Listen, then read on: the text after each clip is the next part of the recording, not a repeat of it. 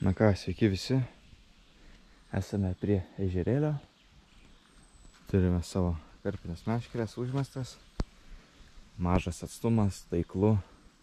Na, įdomu ir tokį žvejybą išbandyti. Manau, tikrai bus įdomu. Taigi nieko čia. Pašarai, maišai, daiktai, meškerės. Ir tiek. Bandysiu dar vėliau ir linų pagauti, bet tai bus kitame video. O šiame apie karpius. Kaip minėjau, sakiau, pafilmuosiu savo varžybas. Daug kadrų nebuvo, tačiau keletas vis tiek išsaugojau. Sveiki visi. Šiandien esame prie Želvos ežero, Zelva. Prie Vilniaus, tiksliau prie Vievio, netoli Vilniaus. Ir dalyvaujam Lietuvos karpininkas mėgėjas. Dabar turime jau greitai pirma para baigsis, po 3 valandų. Greit bus svėrimai. Antrajam svėrimui turiu 2 žuvis, vienas gražus laukinukas, apie 3,7 kg, kitas apie 1,5 kg paprastas įleistas nesenai. Taigi, ežeras aktyvus. Pirmąją dieną žvejybos 4 sektoriai tik tai atsidarė, tačiau per naktį matėsi visas ežeras dirbo, švytėjo, pipsėjo ir bus įdomių rezultatų. Tai va, laukiu svėrimo. Esu 30 sektoriuje. Fainas sektorius tikrai. Tai va, kaimynai iš kairės, dešinės iš priekio. Bet priekyje turiu visą laisvą zoną ir aš galiu ten mėtyt. Taigi, man pliusas. Bet panašu, kad vėjas sukasi į kitą pusę. Taigi, mūsų sektoriui ir mūsų zonai šiek tiek bus sunkiau. Vakar visą dieną pūtė vėjas tiesiai į mūsų šitą puselę. Taigi tikrai daug prigaudė, ypač 24 mačiau. Visą praktiškai naktį švietė. Karpiai neleido ramiai miegoti ir tas yra labai faina. Tačiau vėjas panašu sukasi į kitą pusę. Tikėkime, kad galbūt vėl į mūsų pusę pūs ir bus daugiau rezultatų. Štai įranga paruošta. Laukiam kibimo, pasišėrėm. Nesenai buvo kibimas, tas paprastas karpiukas, pasišėriau, užmečiau. Per 10 minučių greičiau užkibo. Tai tas faina. Čia arčiau žalių antrą tašką turiu, jis labiau naktinis. Taigi ten tik tai šėriau grūdais ir bandau naktį. Taip pat su kobra tik tai. Kobra ir grūdai. Daugiau nieko nemetu, nei pelečių, nei tigrinę. O ten turiu tašką jau normalų, viskom šėriu. Panašu, kad ten burbuliuoja, vyksta veiksmas. Karpių tikrai yra. Jo, matau tiesiai ant mano meškerės, ant mano valo burbulai eina. Tikėkime, tuoj gausime kibimą. Ir tiek. Sektorius labai man patinka. Tikrai fainas. Jūs turite realiai tiesiai visą metimą.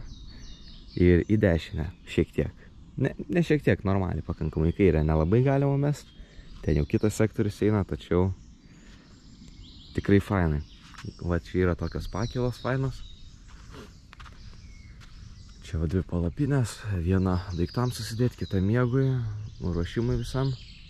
Tikrai patogu yra ir toks kilmėlis, kad jeigu būtų lietaus, nenuskristumėte bėgant gaudyt karpio, traukt. Ir tiek. Naktį buvo 12 val. Dupletas. Vienas pats kabino prie pat. O iš tikrųjų aš nežinau, kad dupletas. Vieną traukiau, kitą meškerė po biškį pipsi.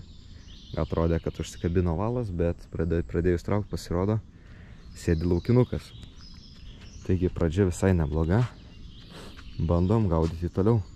Vis tiek varžybos, norisi konkuruoti taip toliau ir kažkaip nebelieka laiko filmuoti. Aš kažkada žiūrėdavau Navickio video ir dabar žiūriu, aišku, bet buvo video, kad sako, per varžybas neišeina filmuoti, galvodavau, kaip taip gali būti, kad čia jiem ir tik filmuoja nieko panašaus, aš tik tai mėgėjų varžybose ir tai atrodo nelieka laiko, jis Lietuvos čempionate, tai čia pamatai viską iš pirmų akių. Taigi, viskas paruošta, užmesta, 60 metrų, pašaras pakankamai stambus, aišku, ir mažesnių dalelyčių, masalai pakankamai stambus, viena sistemėlė ant numeris 6 ar 8 kabliuko, kita man regis ant 4, siek laukinės, galbūt taip nesibaimins. Taigi, turime pirmą žuvį. Karpis. Va, gražuolis.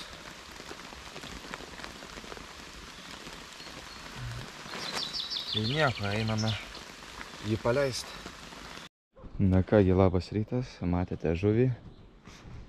7 kg, visai gražus karpis, o dabar laukiam sekančios. Iš tikrųjų taške žuvis matosi. Iššoko lygiai ant taško. Ten 3 kartus šoko šonę, tada ant taško ir tada jau tiesiai meškerės. Nu tai reikia tikėtis, kad jinai atkeliavo ir nusileis pasimaitinti. Bet kol kas laukiam kibimo. Kągi žiūrovai, gaila traukimo nepamatėt. Nelabai spėjau jum kameros, bet yra karpis. Panašu gražus, spėjau bus apie galbūt 10 kg.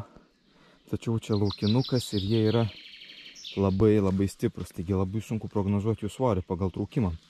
Čia jau prie kranto nendrių šiek tiek, lelijos ir pagalys nuvirtęs, tai kažkaip gražiai jį išsivedžiau. Aišku, lelijos visas nuskabė, kokios buvo arti kranto, bet čia pavienės tai 0,5 valas atlaikė be problemų. Kągi, einam dėti ant mato ir sverti. Žiūrim, kiek čia bus kilogramų. O, toksai va karpis, žiūrovai. Wow. Gražuolis. Einu aš jį paleist. Susitiksim. Va. Leidžiam šį gražuolį. Ano nepamiršau nufilmuot, bet oi, graži torpeda. Nuplaukė savo. Gražiai gyvent toliau ir užkipt kitiem žvejam. Laimingas, labai laimingas, žiauriai fainai, pasaka, laukinis ežeriukas, šiaip tais naujas rekordas panašu, ano žuvies nebuvau pasvėręs, tai ją kaip rekordą pamiršiu ir pradėsim nuo dabar. Taigi, kur čia dabar reikia susirasti masaliuką, ant ko užkibo, čia dabar graibšto nasruosiais yra įstrigęs, čia visa sistemėlė. Taigi, kągi čia turėjome, vėliau iš tikrųjų parodys tą patį maslą dėsiu, dabar panašu nusikratę per kovą. Taigi, smagu, pasakiškai smagu. Taigi, kas buvo naudota, biškį pasilginsim, masalui. Taigi, šerminiai boiliai iš varžybų užsilikę, kompleksti 15-tukai ir šitie Sorso 20-tukai va. O ant maslo dėjau pusikę kompleksti ir tada čia yra, labai man patiko, iš tikrųjų ir per varžybas visai neblogai veikia. Tai yra Pro Steam Liver Pink Pop-upsai. Tai čia Sisimūro, aišku, produkcija. Visai nesenai išėjusi serija ir visai gerai veikia iš tikrųjų. Kaip ant vieno popiko lygtais esu bandęs, kibimą irgi gavęs ir karpį pagavęs, bet ant puselės labai gerai veikia. Ta jo spalva tokia, dar parodysiu, tokia rūža, bet nepermušanti per daug. Kur čia geriau matys? Ui, va čia, jinai tokia blukni tokia, išsiskiria savo šviesumu, bet nėra per daug permušanti. Pavyzdžiui, dedant baltai man būna irgi nekimba, gal dėl kvapo, o gal tiesiog per daug permušinėja spalva, tai labai ryški, šviesi. Bet nieko, labai fainai, gražus karpis. Reikia pasižiūrėti, ką gero GoPro rodo, kaip aš ten jį nufilmavau, išsikirp kadrą ir kažkur pasipostint. Nieko, parodysiu tada, ant ko naktį užkibo. Tai va toks masaliukas, tai yra, kaip mato, čia jau 20-tukas sorso ir Peach and Caramel Fish Foodo builiuk popikas. Tačiau aš jį apkarpiau šiek tiek, sumažinau, jis didelis maslas tikrai, bet tokiam karpiui tai jie to burna kaip siurblys, jis gali įsirūpti praktiškai bet ką, tas 20-tukas jam yra vieni niekai, tai ypač per varžybas, kai man užkibo apie 4 kg karpis, ar ten, 4, tik ant šeriminio boilio 20-tuko, tai, žodžiu, karpiam tikrai nėra problemų tokius maslus valgyti ir tuo labiau orientuojasi į didesnį karpį. Nieko, nežinau, ką čia dar papasakot, parodysiu galbūt savo spot mixą vėliau, kai šersios, pakankamai nesenai pasišėriau, kiek čia tų valandų, reikia pasižiūrėti, rodo 17:25, tai pasišėriau prieš valandą, gal plus minus. Prieš pusantros labiau, jo. Bet karpiai čia jau irgi pabiškiai prantais, toks laukinis ežeras, tačiau nėra jis antiek laukinis, kad visiškai karpys pombas baidytųsi ir tik su valtim arba pasišeri ir nebešerti visą sesiją likusią. Pakankamai fainai. Ką, nežinau, įranga, viskas tas pats. Shimano Speedmasteriai, stovas, nežinau ar sakęs, tai Foxas, Foxa Ranger Mark II, kiek pamenu toks pavadinimas, ir tiek. Nieko čia mandro, viskas jau matyta, girdėta. Tai va, spodui naudoju TX4 savo trumpai. Taigi, galbūt minėjau, varžybų video atsitiko nelaimė, taigi galbūt galiu ir parodyti, kas atsitiko. Taigi, pradėjau traukti pombą atgal ir 3 kartus valas nusipjovė, atrodė nuplyšo. Atrodo, galvojau, gal valas pasižydė taip toliau, bet tiesiog va šitoje jo vietoje, viduje, įskilo keramika. Ir viskas, ir pjauna valai, nieko nepadarysi.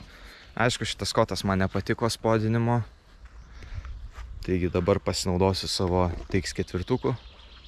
Žvejoju apie 70 metrų atstumu, atsitūpęs spodinu, nes va čia va medžiai, čia aš pritupiu kaip gopnikas ir metu savo ir be problemų 70 metrų visiškai, taip pat per varžybas ir ten 110, 120 jaučias, kada išsilenkia meškerė, kadangi labai galinga, ta spomba mažoji iš vis be problemų, didžioji, kartais reikia atsargiau, kad iš viso, ne dėl valo, nežinau, meškerė tai tikrai nelūž, bet norisi, kad išsilenktų ir tiek. Vis tiek atsargiau šiek tiek mėtai, sunkus daiktas ir tiek, toks jau įprotis gal žmonių ar kaip.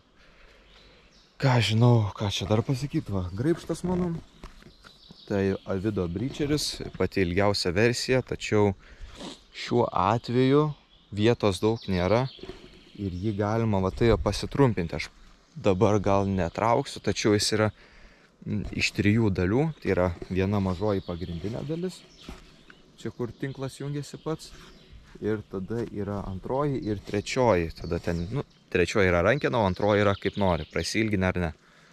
Dažniausiai aš prasilginu, bet šiuo atveju, kai vietos nėra, paprasčiausiai nėra tikslo ir tik tai būtų žymiai sunkiau viską daryti. Nieko, manau, gaudom toliau. Ir tiek, laukiam dar didesnio karpio. Kol kas rekordas 9 kg. Būtų faina į 10 dabar iššokti. Šiaip iš tikrųjų, ko dar nepaminėjau, tai savo skystybėlius visokius, ką naudoju. Tai vat ant PV dėjau va šitą va Nešo Strawberry Crush'o. Taigi, iš tikrųjų, kitose telkiniuose bijau įdėti ir baisu, kad nubaidysiu žuvį ar dar kažką, tačiau šitam telkinį labai puikiai jisai veikia ir labai man patiko. Tada dar, o prie krašintų boilių, prie boilių ir prie pelečių jau įdėtų naudoju Robin Redą Sisimūro. Tai man irgi tikrai žuvies į tašką atnešė. želvos varžybose iš tikrųjų bijojau dėt. Tikrai buvau tikėjaus, kad gali nubaidyti ir nubaidyti žuvį tokie dalykai, tačiau Robin Redas yra toks labiau neutralus, galim sakyti, kvapas. Aišku, esu girdėjęs, kaip ir CSL deda ir kartais, nepavyksta. Tačiau irgi svarbu proporcijos ir taip toliau. Čia spodmikse, kaip čia dar turiu iš varžybų likusių Tiger-Nutsų. Dynamit Baitso nespėjau iš tikrųjų išsivirti, pamiršau ir, o ką daryti, teko pirkti jau paruoštus. 20 eurų kainuoja, tai iš tikrųjų brangoka. Tikrai siūlau, kas ypač pradeda, arba šiaip sutaupyti pinigų, kiek čia už 20 eurų tikrai gali nusipirkti gal kokius 4 minimum, 5, gal 6 kilogramus tigrinių riešutų. Ir jie čia gausis kaip vos ne kokias 3 pakuotės, iš tikrųjų, manau. Gal šiek tiek mažiau, bet tikrai sutaupysite daug pinigų. 2 galit pasidaryti arba 3 to tigro už tą pačią kainą. Aišku, tai įdeda šiek tiek, reikia į darbą įdėti, bet įdedi į puodą ir tiesiog prižiūri, kad vanduo neišsipiltų per viršų ir tiek. Aišku, kai kuriuos telkiniuose, pavyzdžiui, kaip Tauragėj, negalima naudoti savų tigrinių. Nesu tikras, man regis negalima, bet tam, kad ir šiaip reiktų atsargiai su savais tigriniais, kad pakankamai, jeigu nebūna išvirti ar paruošti teisingai, jie gali pažeisti patį karpį. Tačiau galima tokias pakuotės naudoti, taigi tokių kompanijų kaip Dynamit Baits, Siren Mars, taip toliau. Patikimas tikrai kompanijos, kurios atsakingai paruošia tos visus grūdus. Žodžiu, pabandysiu parodyti savo spodmiksą plius minus. Iš tikrųjų viskas labai paprasta. Mažą saujelę 20 tukų pas mane. Nebedaug liko, tai daug ir nedėsiu, reikia pasilikti ant masalinių boilių. Kokią saują ir porą 15 tukų įmesiu. Šitų turiu daugiau. Kiek man čia? Dar vieną šėrimą padarysiu rytoj, daugiau nebereikės, tai iš tikrųjų galima čia nebijoti ir daugiau įdėti vis tiek. Nakčiai daug reikės, manau. Tikrai daugiau, karpiai maitinsis ir taip toliau. Gerai, tada galima pasiimti krušą. Tada aš pakrušinsiu dar bailiukų, manau. Tik ir sunaudosiu varžybinius visus likučius, kas buvo likę. Daug nekrešinu, vis tiek čia noriu didesnį karpį bandyti pagauti. Tai galbūt labiau, kad tiek ant grožio ir ant kvapo gal labiau. Tada, kol yra bailiukai ir taip toliau, dar dėjau pelečių, bet dabar tai nebeliko. Aš viską likučius išnaudoju po varžybą, tai nebuvo daug likę iš tikrųjų. Tai vat, dedu Robin Redą, nepersistengti. Net nežinau, kiek čia apytiksliai litrų bus, bet nepersistengkit, tada galima išėti viską plius minus. Čia va tiek padarius galima pilti kvapukų, nes tas viską gerai sugers labai. Krešinti boiliukai. Aišku, dar būtų galima papjaustyti. Aš dabar savo pjaustyklę kažkur nukišau, bet iš šitoj žvejybai jinai kažkur yra, bet neįsivaizduoju, kur dabar likutis tigro. Taigi aš irgi manau, jį dabar visą ir supilsiu. Ir tada galime eiti prie kanapės. Taigi aš čia turiu savo kanapę kibirą atskirą.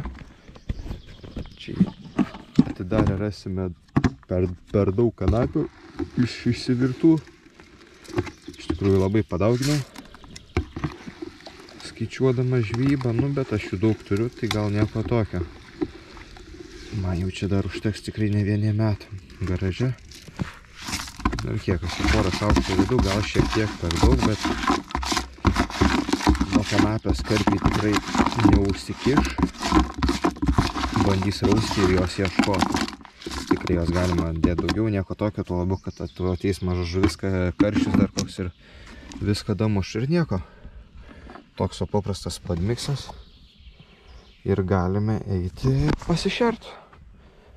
Galbūt pafilmuosiu, kaip aš šeriuos labai juokingai. Ir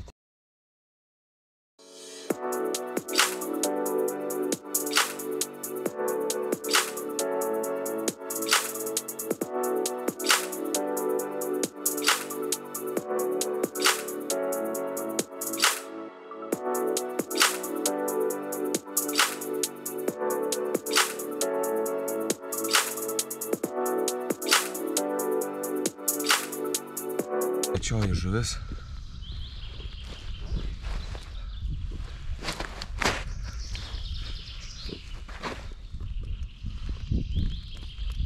Gražus veidrodis.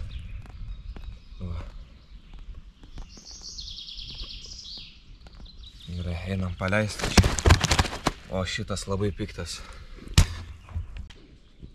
Taigi, kas abi dvi dienas suveikė iš tikrųjų šitas masalas.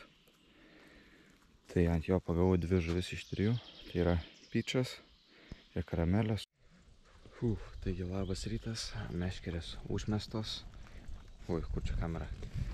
Meškerės užmestos.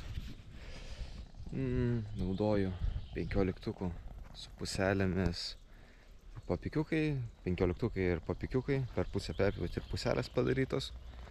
Ant abiejų skirtingi papikai, tačiau aš labai noriu išbandyti popikais irgi pagaudyti. Tai aišku sunkiau, bet turiu pasiruošęs porą pavadėlių. Su 8 numerio kabliukais, man atrodo. Čia tokie white gape'ai, mažiukai. Popikam, manau, bus kaip tik. Taigi turiu tai čia live sistemai, sisimūro vienas, rūžavas. Ir ananasinis neša. Tas ananasinis tai yra bomba. Man nežinau, manis labai gerai veikia šitam telkinyje beveik visą laiką. Ir ką reikės pabandyti.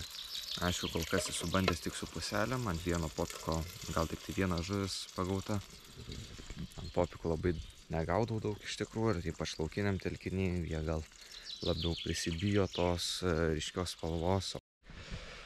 Žodžiu, pradėjo, kaip matot, lyti ir nieko, eina vakaras, rytoj reikia į pamokas ir ką galiu pasakyti, viso gero, ačiū, kad žiūrėjot, susitiksime kitam video.